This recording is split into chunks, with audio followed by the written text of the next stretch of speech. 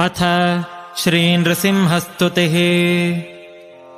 उदयरविसहस्रद्योतितं रूक्षवीक्षम् प्रलयजलधिनादम् कल्पकृद्वह्निवक्त्रम् सुरपतिरिपुवक्षश्छेदरक्तोक्षिताङ्गम् प्रणतभयहरम् तम् नारसिंहम् नमामि।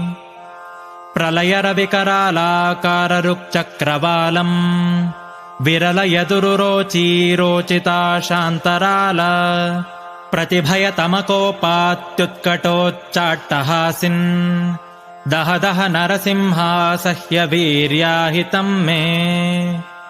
सरसरभसपादापातभाराभिराव प्रचकितचलसप्तद्वन्द्वलोकस्तुतस्त्वम् रिपुरुधिरनिषेकेणेव शोणाङ्घ्रिशालिन् दह दह नरसिंहासह्य